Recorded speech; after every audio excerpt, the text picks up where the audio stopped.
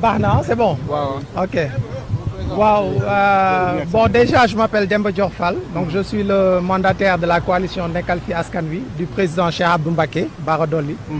Donc, nous sortons comme ça du Conseil constitutionnel. Et lors des vérifications, nous avons été recalés.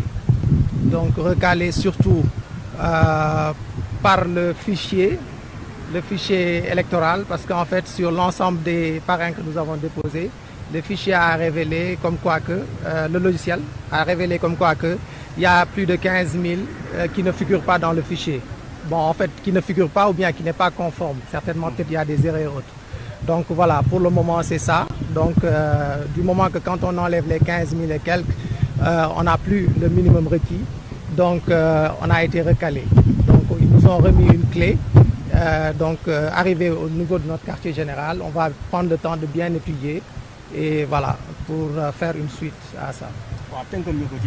waaw ci wolof man maa ngi tudd Demba Dior Fall donc man maay mandataire coalition Nekkal Fi Askan Wi bu Cheikh Abdou Mbacké Bara Dolly donc ñi ngi doog a génn léegi nii ci conseil constitutionnel donc bi ñu defee vérification suñu liste parrainage yi li nga xamante ne daal moo ci génn mooy logiciel bi dafa ne am na plus de 15 000 yoo xamante ne nekkul ci fichier électoral bi wala boog am na ay rëq-rëq par rapport ak fichier électoral bi donc te xam ngeen ne bu 15 000 et quelques génnee ci maximum bi donc minimum bi nga xamante ne moom lañ leen laaj dootoo ko amati donc looloo tax ñoom ñu ne que recalé nañ coalition bi ak Cheikh Abdou Mbacké donc jox nañ ñu nag clé bu nga xamante ne def nañ ci détail yëpp léegi bu ko defee bu ñu yeggee ñun suñu quartier général incha allah dinañ gën a jël temps saytu ko xoolaat ko ak informaticiens yi après lu ci am dinañ leen revenir. Merci. Voilà, donc nous venons de sortir de la commission. Nous avons été en 10e position, mais nous sommes en séance de rattrapage comme en 2019. Alhamdoulilah, on a validé le nombre de régions, ce qui était plus difficile, le nombre de régions à plus de 2000, on l'a dépassé, donc on l'a réglé. Mais par rapport à nos doublons externes, nous devons faire un effort supplémentaire d'ici la fermeture pour pouvoir véritablement atteindre le minimum requis. Donc je n'entre pas dans les chiffres, mais je vous donne la bonne information. Le nombre de doublons que nous avons nous permet, n'est-ce pas, de rattraper pour avoir le minimum pour le candidat président Idriss Seck. Donc nous sommes en séance de rattrapage et Inch'Allah Rabbi, le 5, après le passage de tous les candidats, nous aurons 48 heures pour remettre ça. Et ça, nous l'avons déjà en stock. Parce que nous avions déposé 58 975 et en machine, l'informaticien avait déjà 13 000, n'est-ce pas, saisis sur place. 13 000 saisis. Il suffit qu'on puisse vérifier encore. Parce qu'il y a le fait non inscrit sur le fichier, c'est ça qui pose problème. Ça, c'est un grand problème. On travaille sur la base de pièces d'identité. On a un logiciel qui nous permet de dire que ces messieurs-là sont dans le fichier, mais malheureusement, sans aucune explication, on te sort un nombre et on te dit ils ne sont pas dans le fichier. Mais heureusement, nous sommes en séance de rattrapage et dans une situation très confortable. Donc comme en 2019, c'est ce qui s'est passé et alhamdoulilah, ça pouvait être pire.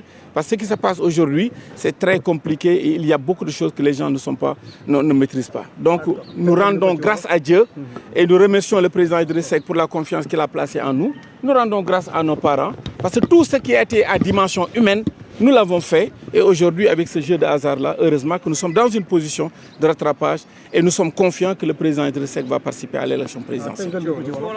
Waaw, man maa ngi tudd As Babacar Gueye.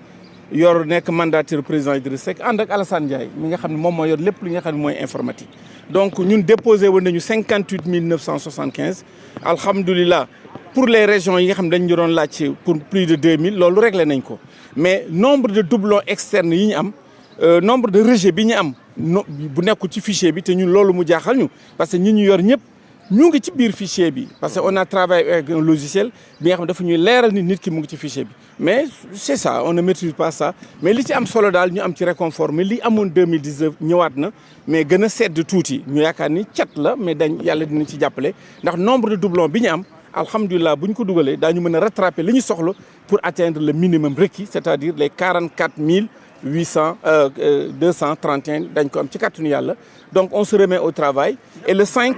nombre de doublons. Nombre de doublons. Je ne communique pas sur ça. J'ai dit doublons externes. Le PV va sortir. Le nombre de doublons que nous avons nous permet de rattraper le gap par rapport à l'INI validé. C'est ça qui est important. Et ça, c'est pas... Pardon? Est-ce que vous confirmez ça? C'est pourquoi la richesse de nos doublons, parce que les doublons, plus tu as des doublons, plus tu es sécurisé.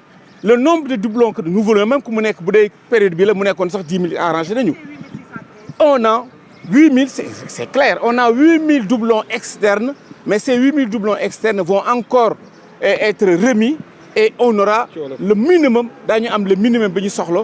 pour atteindre, Inch'Allah, les 44 000. Donc, vraiment, c'est ça qu'on voulait dire et on remercie.